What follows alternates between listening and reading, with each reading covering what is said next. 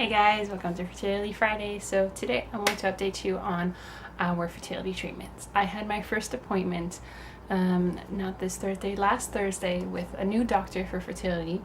I did not necessarily want to change doctors, but the next available appointment with my doctor was in September, and this doctor was available as of July. So they asked me if I minded changing doctors, and of course I said no. This doctor was actually the last one that we had seen with the artificial insemination. She's the one actually that had told me that if it didn't work this time, we would go directly to in vitro. We wouldn't try another round of artificial insemination.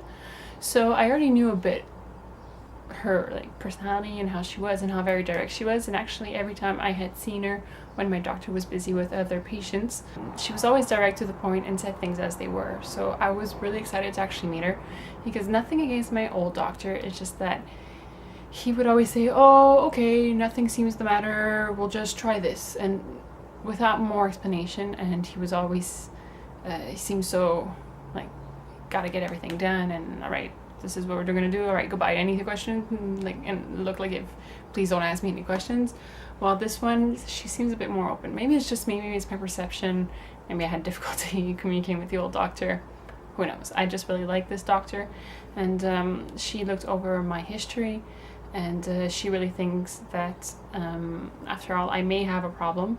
She thinks I have polycystic ovaries, but not not a very dominant case, if you wish. She thinks that in the 10 times I have my period over the period of the time span of a year, when most girls have it 13 times, I may ovulate about half of that. So maybe 5 times out of 10 I'm actually ovulating, and there's 5 times where I don't ovulate at all.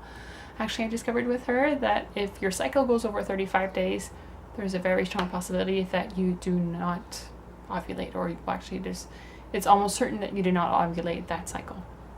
And that has happened to me a lot of times. There were 3-4 months in a row where I was at 37, 38, 42 days.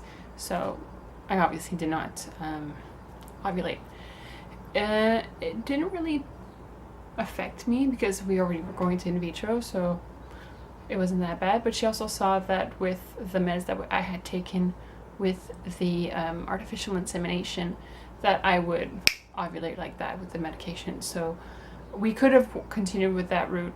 I could have taken that medication, and if Jeff wouldn't have had problems, we could have gotten pregnant way easier just that way with the polycystic ovary syndrome. However, with Jeff's problem, it could take a year to 2 before we're getting pregnant again, just with that medication. So we're going to go ahead with in vitro. We'll see later on if for a second or third child we'll just take medication.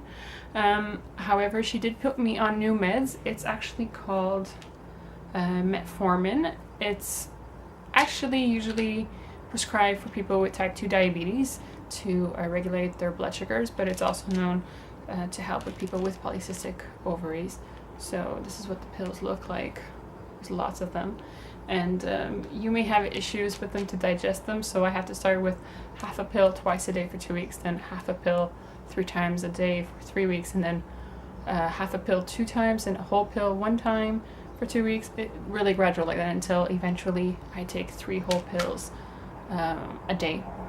And this is supposed to help for my polycystic ovaries, and it's also to prevent me from overstimulating when we do the IVF, because with the meds that they are going to put me on, there is a chance that I overstimulate and that I create too many ovaries, and overstimulation can cause you to dehydrate and you can get hospitalized, etc., etc., etc. Theoretically, we could have started right away because my period was due last Monday, and actually last Monday would have been day 40, and if I wouldn't have had my period on that day, I was prescribed a pill to take to make sure I had my period on that day, and I had to start my metformin at the same time.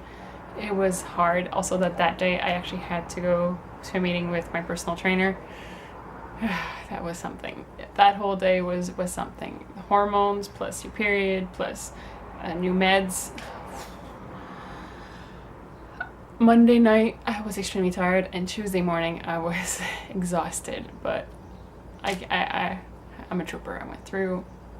I'm able to do it. On Tuesday I did a lot of things. I cleaned the whole house, and I made it through, but it was hard. I'm not gonna lie, it's hard, and it affects you. As soon as you take medications, that affects your hormones, that affects you completely. For those of you who are on the pill, remember the first couple of days, first month actually, you were on the pill, your hormones were debalanced and going up and down. It's an adjustment, and it's going better. It's going pretty good. I didn't have too many side effects yet, so I'm happy with that. We could have started right away because my period was due that week. However, they needed new blood work because the last time we had been there was in August, so they wanted to do new blood tests and everything. So we were not necessarily postponed, but just one more cycle completely, and then we'd be fine. In 2 weeks, I will have to take another medication for 7 days just to make sure that my follicles don't start ovulating, so that when I start the injections, all my follicles will mature at the same time. There won't be one way bigger than the others. So I'll have 7 days of pills to take. Then after that, I will have my period, and that's when I have to call them so that they can do an ultrasound to make sure that everything is fine in my ovaries. After that, for 5 days, I have to inject myself with a needle. After those 5 days, I go in for another ultrasound, and if all is okay, I start injecting myself with 2 different needles for another 5 days. Then I go in for the retrieval of the eggs. On that same day, Jeff will give his specimen, and that afternoon they will fertilize the eggs, and 5 days later, one of the embryos will be 5 days old, and they will implant that in me. That should take us to about September 1st or 3rd, and yeah, so it's coming. It's in about 6 weeks. I'm excited. I'm scared, but I can do this. It's a new chapter. It's not necessarily the way I wanted to have kids, but I have faith. I have faith, I have hope, I have confidence. And my doctor really encouraged me by saying that with what she could see and everything, and the fact that my hormones are not necessarily all in balance, because in my bloodline, in my blood tests and everything from last year, my hormones weren't out of whack. I only seemed to not ovulate, but everything else seems okay. And Jeff seems completely healthy, just has a little less than he should. So she's very hopeful, and usually in IVF or in vitro fertilization, the success rate is 30 to 50%, and she puts us in the 50 or more percent. So that is very encouraging, and I cannot wait until all of this really gets started in like 3 weeks, for real. Even if I already have to start taking medications. I'm excited. I cannot wait. New chapter. Let's go. So one person reached out to me actually from Jeff's friends once I had put up the video 2 weeks ago, saying that if I needed anything, that she was there for me. And I also have another friend that went through all of this. She got pregnant on her own afterwards, lucky her.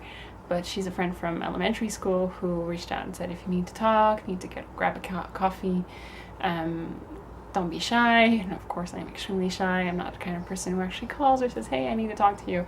And so I tend to shy down a little, but I think that for this I will get out of my bubble, because as much as my husband is there and he's supportive and he's nice and he's great and he's wonderful and I love him, he's not a woman. He doesn't really understand fully what this is like.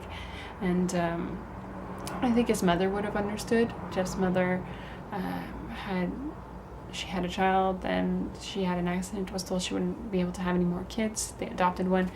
Jeff was born 13 years later as a surprise and a miracle. His mom had a lot of difficulty reconceiving for another child, so I think she would have understood, but unfortunately 6 years ago she passed away, and I never even got a chance to meet her, so I don't really have her. My mother is, not that she's not understanding, but as much as I ask her, don't ask me questions, she was like, so, how you doing? And I know exactly what she's talking about. She's not asking how I'm doing. She wants to know, how's the baby thing coming? What's going on? And there are days where I just don't feel like talking about it. And if I don't bring it up, it's mostly because I'm too shaky, or I know that I will start crying and falling to pieces. Oh, there is another person. Actually, there's a coworker at work who is going through this too, and she's going to recycle in September. They tried last June, I think, and it didn't work for her either. But she gave me hope, and I told her how stressed I was the day before I had my appointment, and she was really nice, and she said, don't worry, stop panicking. And she before my doctor had told me about the meds and everything that I had to take, she had already told me a bit about it, so I didn't go in clueless, because I had tried to go online and find more about this, but I find the information online so vague and not direct, and this is more diaries, but I will eventually make up charts and like, okay, this is what I did and this is how it works. This is a bit more of talkity talk, free wish, of what I know I'm going to do, but once it's done, I will say, this is what we did. This is what worked for me. This is what can work for other people. But for now, it's just updates of what I know. I don't know much, but I just know that we will try. And I hope you guys enjoyed the video. I hope you will click to subscribe or follow. Please hit the like button if you liked it. Comment down below if there's any information more that you'd like to know. Any information about in vitro fertilization or artificial insemination that you guys would like to know that I can supply you with. I can always ask my doctor or the 3 other girls also, because all stories are different, but they're all very similar at the same time. We all have to go through the same tests and all. So if you guys have any questions about anything, don't hesitate and I will share with you. So have a great day and I'll see you next week. Bye. And we had to talk right away about having children. And we both decided that it was a little too early. Jeff hadn't been separated for a long time, even if he already had a child of 5 years.